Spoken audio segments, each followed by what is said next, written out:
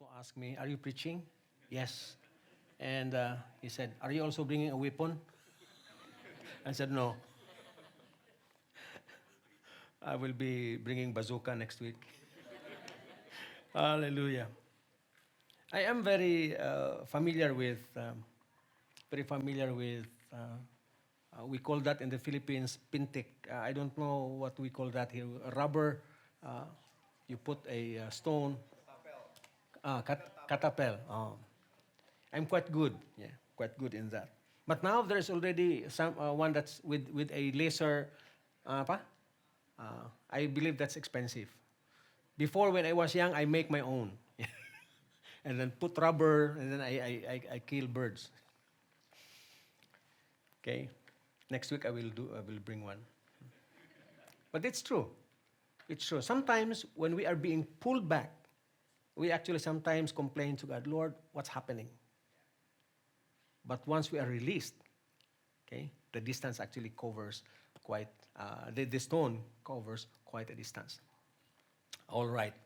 Now, before I preach, I would like to encourage you. Probably when you were checking in, you saw this one, right? This is our brochure that tells you something about our church.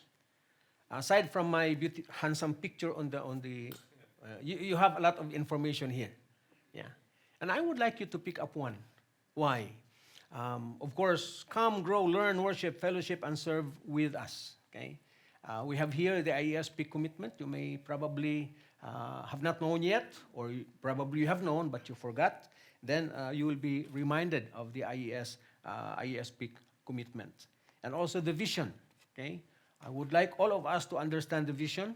The vision, I do believe most of you who are working in the corporations, you probably could remember ISO 9000. Yeah, I was one of the participants in our company in the Philippines before to draft all the systems and procedures so that we will qualify for the ISO 9000, which means one thing, that if the president says yes, then everything understands that's yes down the line. If the president says this particular thing is one, everything from the top down to the lowest worker in the company, okay, employee in the company understands that's one. So I would like us to march together towards the realization of the vision. The vision is to see multiplying healthy communities of Christ followers impacting lives and families for eternity. You will be here for probably 2 hours at most because you will be waiting for your kids outside. But church, I would like to tell you, your time, the time that you spent here in this hall is not the time that is wasted. That is the time invested in eternity. And we want to be transformed from the inside out so that we would also impact lives of other people. And that's actually the vision, the clear picture that we would like to happen. The clear picture that we see that in the future, it's not probably not now yet, we would see multiplying healthy communities, which means we see that not only IESP will be here, but we'll be giving birth to a new fellowship, probably in Karawaci, a new fellowship, probably somewhere in Pluit, a new fellowship, probably somewhere in Pikdua. Okay? Because if they do not come to church, we will bring the church closer to the people that we would like to reach out. And that is actually the vision of IES since 2008. We decided that we do not want to be a church that's actually big, gathering everyone that speaks English into one location. But we would like to be in multiple sites so that we could bring the church closer to the people that speak English. Amen. And now, not only speak English. While I'm speaking now, somebody is actually translating what I say into Bahasa Indonesia. Okay? So that we could also reach those who speak Bahasa Indonesia. The gospel is not only solely for us, it's for everyone. Amen. And if in the future, okay, we will find somebody, and probably you are right now sitting in this hall. You are the one that God is actually talking to. And I will share with you the vision that in the future, if there are, I do believe that this area actually, there are a lot of Chinese Indonesians. And there are other Indonesians who do not speak English. We would like to reach out to them. So if there is somebody here sitting here that speak fluent Mandarin, yeah, we will also provide an opportunity for those Mandarin speaking. Okay? We will have another person translating into Mandarin. Now it's only Bahasa Indonesia, translating into Mandarin. So from English translated into Bahasa Indonesia and also Mandarin. So we will become a united nation here. Amen. This is an international church. We cater. We do not say no to one nationality. We would like to cater to all nationalities. So we would like to see multiplying healthy communities of Christ followers, impacting lives and families for eternity. How do we do this? There are three things. First, to grow more like Christ. I will grow more like Christ. That's why we're having journey through the book of Ruth. That's why we're having the journey through the book of Judges. Why? So that all of us together as a church, we will grow together in the Word of God. To grow more like Christ and to make Christ followers, that's discipleship. That I will be intentionally discipling people, okay? Discipling one or two in my life, and these disciples of mine will also disciple others. That's Matthew chapter 28. Amen. So that's our mission. And we have our core values. If you don't know our core values yet, then you can find it here. Please grab one when you get out later. So see, Christ-like, this is actually the acronym of Christ. Yeah. Number one, we want to be known, to have Christ-like ministry. Okay? Humility and servanthood. 8, heartfelt devotion. This is what we call passionate love for God. Love others. Love God, love others. Okay? And R, redemptive compassion. Sacrificial love for other people. And fourth, I, in holy partnership. We would want husband and wife serving together. Amen. I like husband and wife serving together. Why? Because if only the husband is serving, when the husband is in the church, the wife would be angry. Why are you going home very late? It's good for them, late, both of them. Nobody will complain. So, and also, it's actually supporting one another. When they find that there's something, actually a problem that they need to pray for in the church, and they could actually hold hands together to pray for that concern in the church. S, all of us are servant stewards. Amen. And T, we are in a trustful compliance, which means we follow, we obey the command of God, and also we obey the ordained authorities of God. So grab your copy of this. And by the way, there are already new life groups that we had. One is in Puri Parkview. Actually, we already have 2 meetings. Wednesdays. But we probably, because there's also another Wednesday in Midland, and we are also meeting at the same time. So Midland is 1st and 3rd.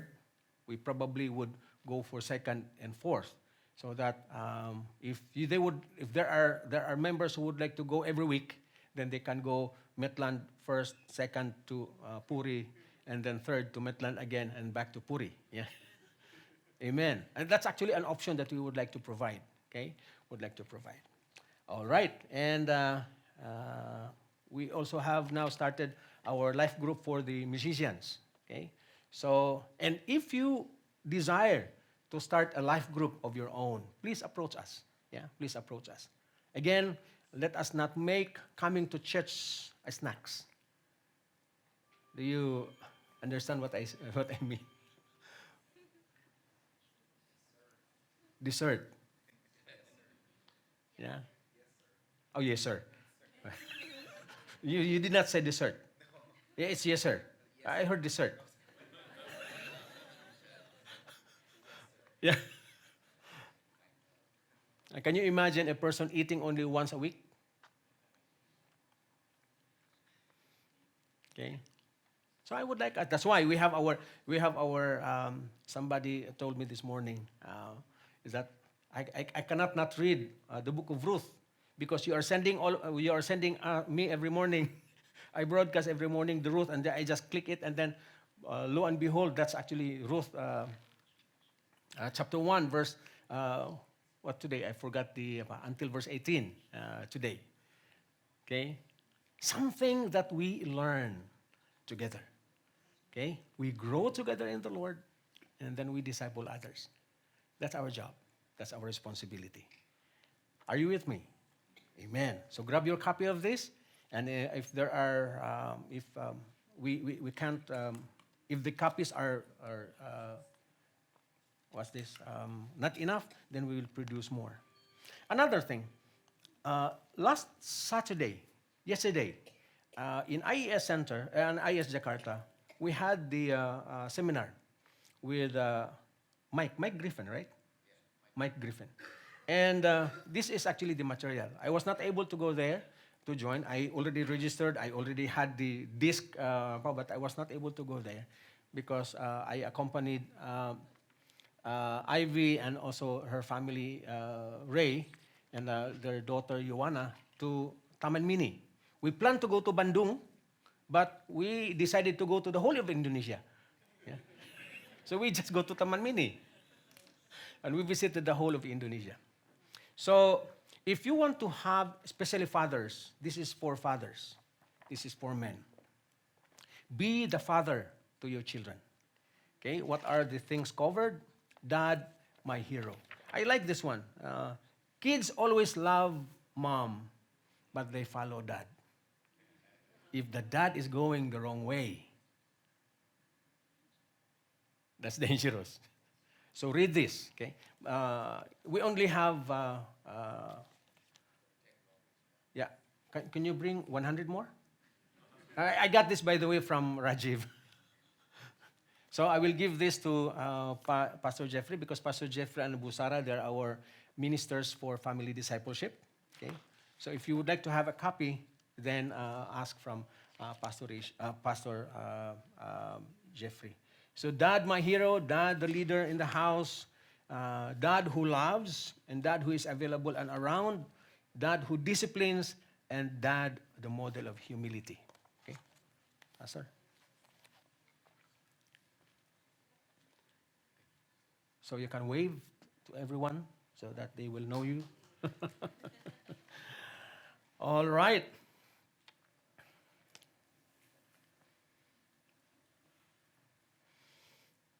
I would like to share with you today faithful choices in uncertain times. Faithful choices in uncertain times. But before I share and I preach on that topic, I would like to, where's Dora? Dora is here. She was leading our worship today. But I think 2 weeks ago, yeah? 2 weeks ago, was it? Yeah, 2 weeks, two Sundays ago, or last Sunday. Anyway, last Sunday Dora was actually, from here, she was leading the worship in the teens. Dimas and Dora went to the hospital, and she stayed for one night. Yeah, 2 weeks ago. 1 week, last week. 2, okay. 2 weeks ago, because she was actually suffering from a pain in her back. She had an accident when she was young, and that actually created a slip on the disc. When she sings, "Because He lives, I can stand here and sing." And that is what I say and see, a living sacrifice. She could actually say to those who are assigning, "No, don't assign me. I have a pain at my back." Despite the pain that she is actually having. Okay? Of course, she cannot just jump 2 feet or 3 feet or 5 feet high in worshiping. But she could sing to the Lord at the top of her voice, "Lord, this is my sacrifice of praise, Lord God, for you." Now, if you remember, there was a woman in the Bible that Jesus Christ actually healed. She was bent over for 18 years. Satan was tormenting this woman.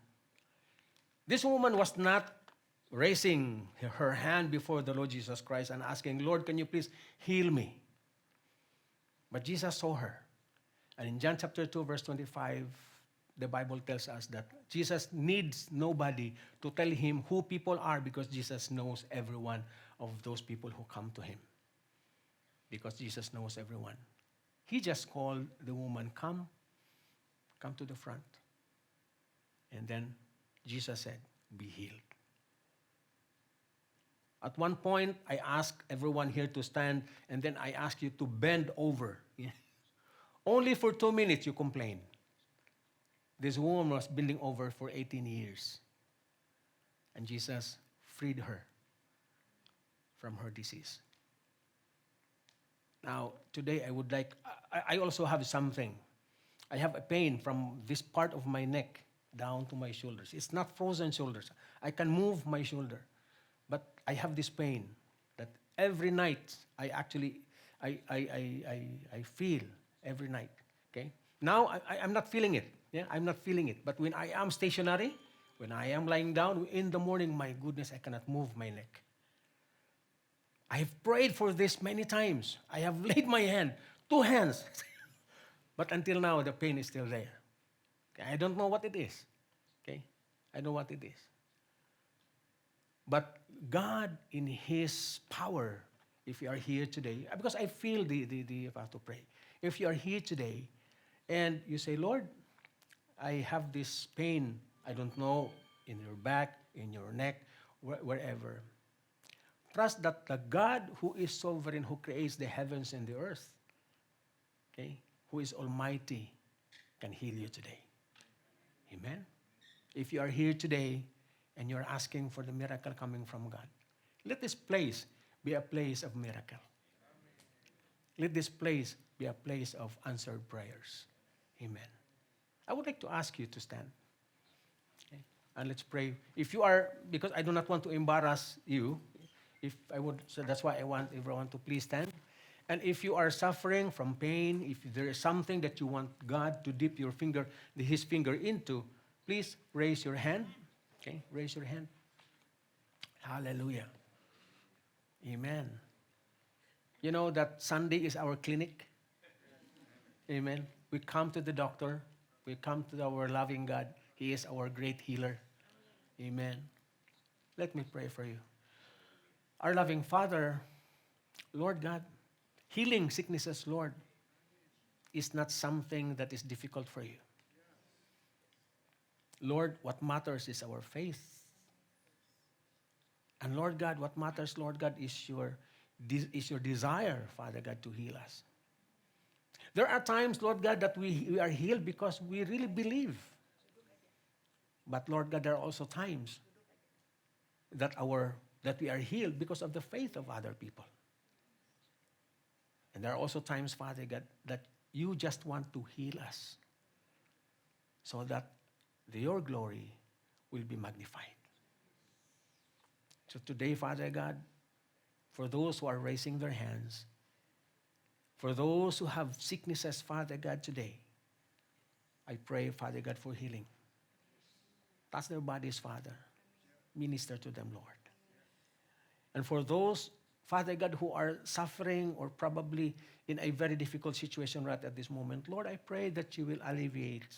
Dip your finger into their situations, Father God, today. Give them, Father God, the answers to their prayers. And King David, he said, I will wait for the answer until the sun sets down. We thank you, Lord God. In Jesus' mighty name we pray. Amen. Amen. Please take your seats. Hallelujah. Ruth. I like Ruth. Coming out of the 21 chapters, reading the book of Judges, a lot of killings. Nearly one tribe was annihilated, the tribe of Benjamin. But King Saul was coming from Benjamin. Okay? And the first tribe to attack, by the way, look at this. The first tribe to attack Benjamin was the tribe of Judah. So now, looking at King David, or looking at David, your tribe attacked our tribe first. I do not want you to be the next king. Yeah? Probably that's the animosity. Okay? Now, I would like to ask you, have you been in the position where you have to make a very difficult choice.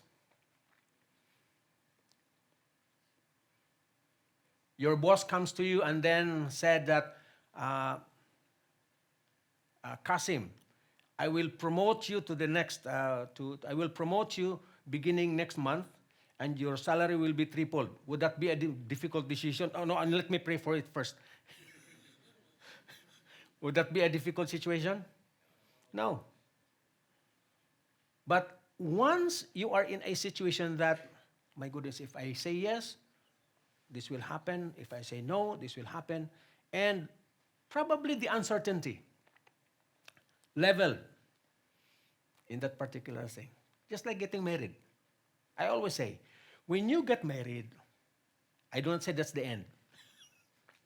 When you get married, it's not the same as you are making a decision whether to drink Pepsi or to drink Coke. When you drink Pepsi, you drink Coke, doesn't matter. But when you say, I would like to get married to this person, that is a fundamental choice. It changes your life forever. Amen. So the same thing that we find here in the book of Ruth. When Ruth decided, it's not something that, okay aja, biasa-biasa aja. It changes the life of Ruth forever. So today we would like to delve into the story of Ruth, a tale set in a time that is actually tumultuous and also full of uncertainty. Now, we know from the introduction of Pastor Rishi a while ago that the sad scenario, a famine in Bethlehem, and also this prompted Elimelech and Naomi to leave their homeland to search for food. Okay? And I would like us to look at the previous stories of them leaving Canaan. Okay? Leaving Israel. When Abraham, okay, he also experienced famine. They went to Egypt. They had a problem. But this was also when Jacob left Canaan together with 76 of his family members, went to Egypt. They overstayed the welcome in Egypt, okay, to the point that the Pharaoh did not know Joseph anymore, and they were enslaved in Egypt. Okay, they had problems, but that was part of the plan of God. We find that in Genesis chapter 15, that the descendants of Abraham will be in a foreign land. They will be enslaved in that foreign land for 400 years, waiting for the sins of the Amorite to be, the wickedness of the Amorite to be ripe. And then these Israelites will go back to their land to be the executioner of the judgment of God to the Canaanites. Okay. So now, the word Bethlehem is actually house of bread. But it was having difficulty. They were in famine. And the word Moab is wasteland. So now they are leaving what? They are leaving the house of bread, going to the wasteland. Okay? The decision was not good. They are leaving God, Lord, let me solve my problem. Are you in that problem too? Are you in that situation?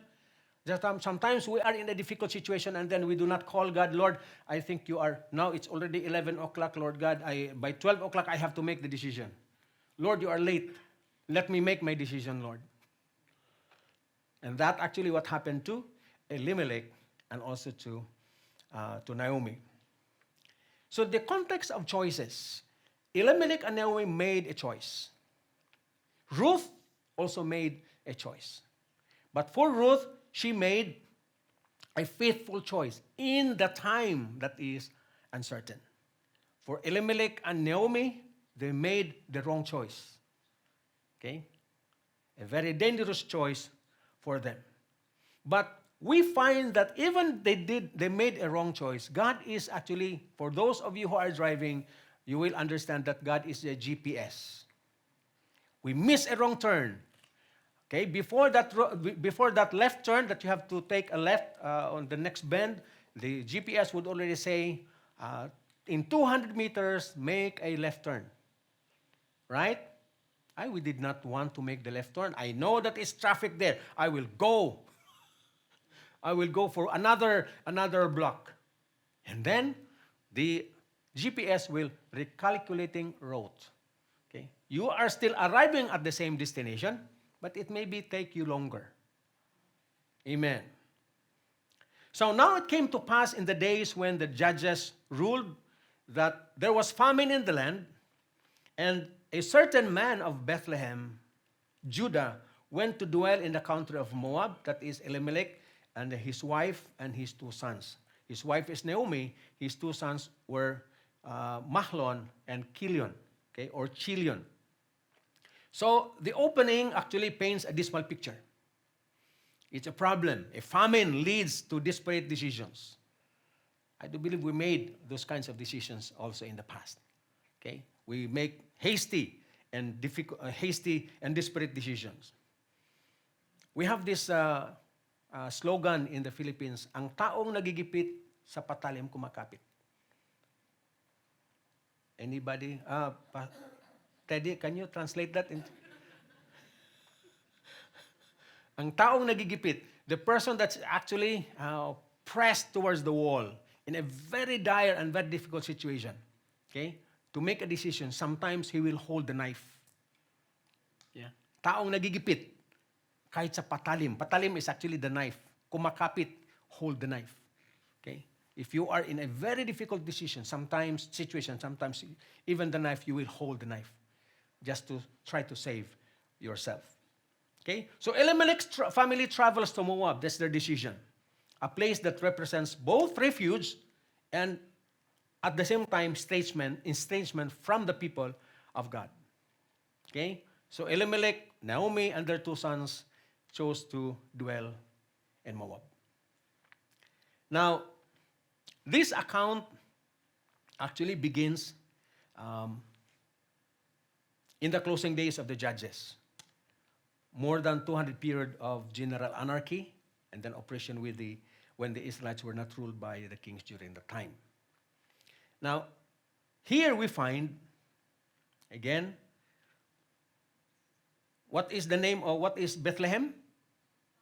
House of bread. What is Moab? Wasteland. So they're leaving the house of bread, going to the wasteland. They should have known that, right? But again, they took desperate decisions. These were clearly the steps that's actually in the wrong direction. The Bible tells us that there was famine in the land. Do you know what God would do if they disobey? God said, the first that I will do when you disobey is actually, I will give you famine. I will not give you rain. Right. So now they're experiencing famine. There was no rain in the land. That means they are disobedient to God. A famine in the land meant that Israel as a nation was not obedient to the Lord. Not only one family, but the whole country. And they went to dwell in Moab. This means that they have decided to leave their homeland, okay, Israel, Bethlehem, without the intention of returning. We always say there's no place like home. My family, my wife and I had been here in Indonesia for the past 4 months and 23 years.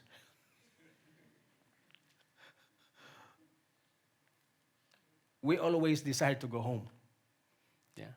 But for Elimelech and Naomi, they said, the grass is greener on the other side of the pen.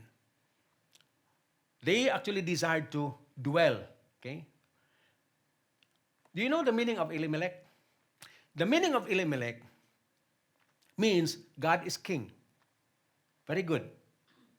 But when he left Israel, when he left Bethlehem, he said that God is no longer king in my life. He did not live as if God is king. Do you know why Jesus Christ in Matthew chapter 6 verse 33, he said, "Seek ye first the kingdom of God and his righteousness, And all of these things, food, drink, water that you drink, and also clothes that you cover your back, okay, will be added unto you. Kingdom. Seek ye first the kingdom of God, which means be an element of the kingdom. You have to pray. We have to pray. And Jesus told us and taught us that prayer. Our Father who art in heaven, holy be your name. What is the next? May your kingdom come. Which means, Lord, rule over us. I would like to submit myself as the subject to the kingdom. I would like to live, okay, as you are my king. Amen. And it leads to tragedy. Elimelech, Mahlon, and Chilion, they died. So now, left 3 women, 1 Israelite, the other 1 Moabites, widowed. Okay? So now Naomi was left to care for their 2 boys. We sometimes think that we can move away from our problems. It's sometimes, I know this pretty well because this is also my experience. We sometimes think that we can move away. We can leave the problem in Israel, in Bethlehem, and go somewhere else, and there, no problem anymore. However, we find that we just bring them with us. Okay? The problem, we are just carrying the problem together with us. So no matter where we go, you bring yourself with you. Sometimes the same problems that continue from the previous place to another place. Amen. The cure should be our allegiance and our obedience to God. Amen. They took Mahlon and Chilion, they took 2 wives, Moabite women, and 1 is Ruth. Okay. So, how can we apply this? Life often presents with us trials that cause us to question our own circumstances. But in moments of desperation, where do we turn? We have to turn to the Lord. Amen. Like Elimelech, it's crucial to assess whether we are making decisions based on our fear or making decisions based on our faith. Lord, it's you. You are the sovereign God. I will follow you. I will not leave this place. Lord God, I will not opt for temporary relief because I know that you are the answer. Amen. The next actually that had happened was Naomi experienced loss. Ruth experienced loss. Orpah also experienced loss. But in verse 8, Naomi said to her 2 daughters-in-law, go return each to her mother's house, and may the Lord deal kindly with you as you have dealt with the dead and also with me, with my 2 sons and also with me. This time, even in the midst of the loss, of the pain of Naomi, she heard that God was visiting his people in Bethlehem. God was doing something good in Bethlehem. So now Naomi would like to return. I would like to be part of what God is doing in Bethlehem. But I have these two daughters-in-law. What should I do? Now, she said, go back. You have more productive or probably luscious future if you stay in Moab because you are Moabites. But if you go with me, then probably nihil. Because my kind will not marry you. That's in the mind of Ruth. Okay, she was also at the same time kind to them. Okay, she was at the same kind to them. Do you know what happened? Did Orpah and Ruth immediately say, "Yay, we are released"? No, the Bible tells us that her 2 daughters-in-law said, "No, we will not go back to Moab. We will go with you." What a decision that they made. But then, Naomi, she said, she even recounted, if I marry now, I am already old. If I marry now, the boys probably would still be young and you're already old. I cannot already produce somebody who can marry you. So you better stay here. Okay, go back. to your families. Who said yes? Orpah. And Orpah is no longer found in any of the books of the Bible towards the New Testament. Orpah is already lost. But Ruth, she made a very, very strong decision and a defining decision to go together with Naomi. Okay? So Naomi decided, she went out from the place where she was, and now this set Naomi apart from many other people. Others just think of, it's good to be participating in what God is doing in Bethlehem. But Naomi said, no, I will not only think, I will not only watch, but I would like to be part of that blessing in Bethlehem. So Naomi returned together with her two daughters, okay? But Orpah returned back, and Ruth explained to her that's actually the crucial and also the faithful choice of Ruth to follow Naomi. Now, where did Ruth get that very strong faith? Did she find it from her husband? We also don't know which husband. I believe, and I am persuaded to believe, that Ruth was able to make that choice because she saw that in her mother-in-law. Okay? She saw that in the life of Naomi. Most likely, Naomi was telling her, recounting to her the life of the Israelites when they were still in Egypt, when they were in the wilderness, how God was protecting them, how God was providing them, how God was their Savior. And faith comes by hearing.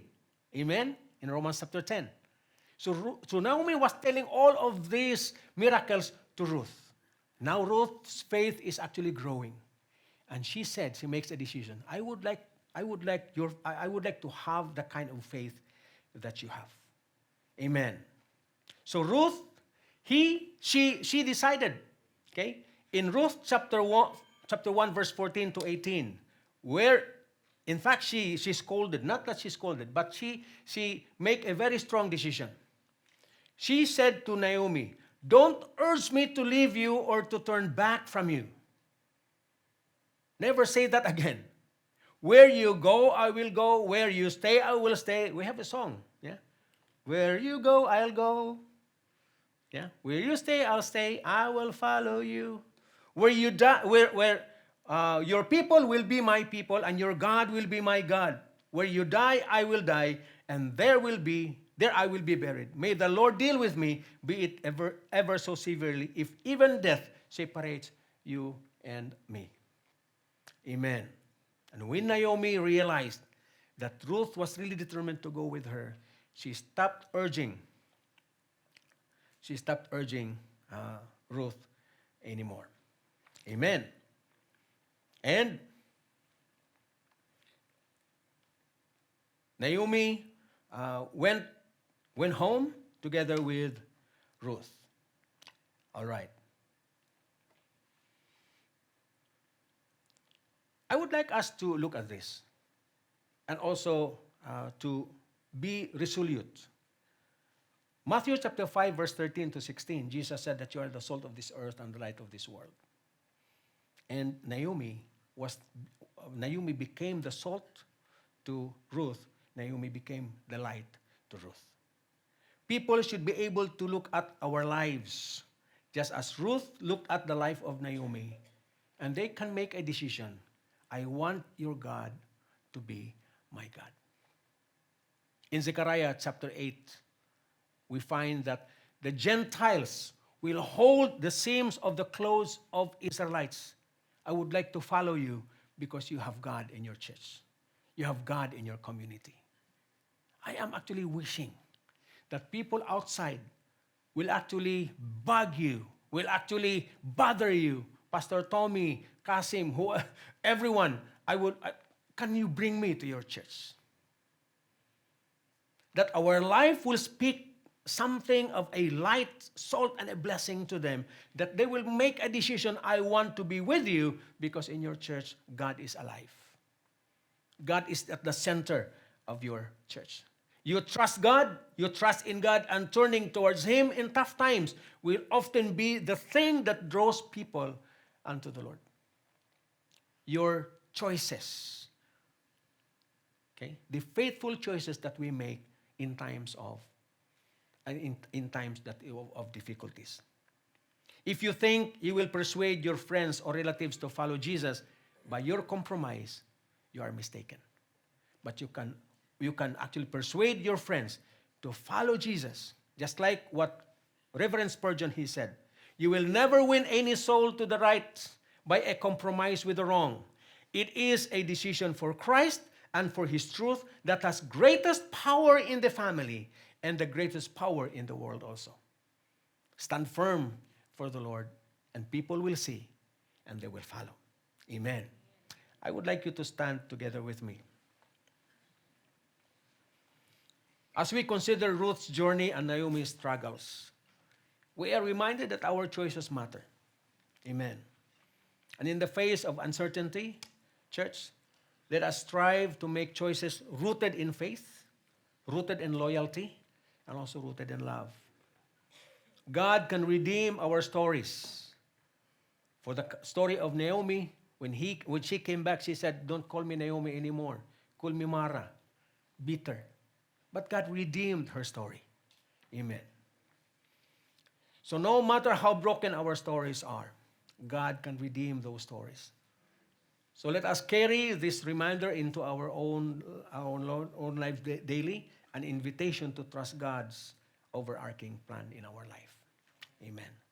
Let us pray. Our Heavenly Father, thank you for the story of Ruth and also Naomi, Lord God. Help us to make sometimes painful choices, but Lord God, faithful choices, Lord God. Even the uncertain times. Lord, may we reflect your kindness. May we reflect, Father God, your loyalty in our communities. Lord, we pray that, Lord God, we trust in your redemptive work in our lives. In Jesus' name we pray. Amen. Please take a seat first. May I call on Ray and Ivy? Where's Joanna? Yeah. Okay. Ray and Ivy, they have been with us for the past year. They are missionaries sent from the Philippines, our partner church in the Philippines, Holy Ground Family Fellowship, pastored by Pastor Sueco. He was preaching here last week, last Sunday. And they are helping us in establishing Numa School of Missions in partnership with IES Northwest. Okay? And now 1 year has passed. We were able to start the class 3 months ago. I thought that it actually is easy to start Numa School of Missions, but it was not. I was wrong. And we worked on it, we prayed for it, and now we are operating. We already have several students. And Numa School of Missions, the aim is actually not for us to start a church, to start a school, Numa School of Missions, so that we will have enrollment coming from outside. This is actually a church-based school of missions, which means we have this school of mission to train the members of our church. Okay? To train the members of our church, to equip the members of our church. So we are having this to equip all of you for the ministry. Okay? So we will start our second trimester in, actually we plan to be in September, but there are some things that we are still preparing. So I will make the announcement in September. Where are they? They are going home, by the way, this coming Tuesday, going back home to the Philippines. So we will pray for them. Where's Ivy?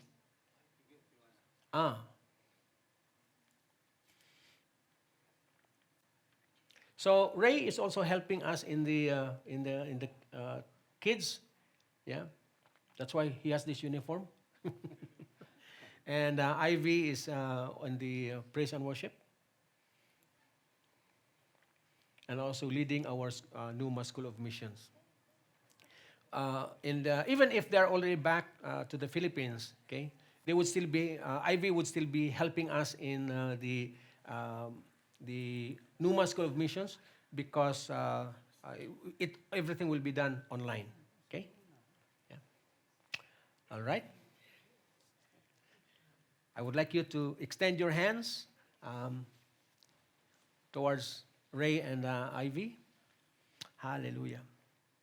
Our loving Father, Lord God, we thank you for the wonderful opportunity, Lord God, that we have more than a year of Ray and Ivy, Lord God, helping us here and also being sent from the Philippines by Holy Ground Family Fellowship to, Lord God, partner with us here in Indonesia, Lord God. Now, finally, we have started, Lord God, the School of Missions, Numa School of Missions, Father God, also in partnership with STTE Philadelphia, Father God, that provides covering, Lord God, for legal covering for the Numa School of Missions. Lord, a lot of works have been put in. Now, Lord God, it's bearing fruit. Lord, this school, Father God, of missions is aimed at equipping and training the members of the church, Father God. Lord, we put everything into your hands. And we are thanking you, Lord God, for the wonderful opportunity, wonderful time that Ray and Ivy have, Father God, placed into the work, Lord God. Lord, we pray that you bless them. And Lord God, as they continue, Lord God, in another level, Lord God, of ministry, Lord, we pray that you continue to be with them. Bless their hands, Father God. And Lord God, guide them. Let your wisdom be with them, Lord God. In Jesus' mighty name we pray. Amen, amen, amen. Okay?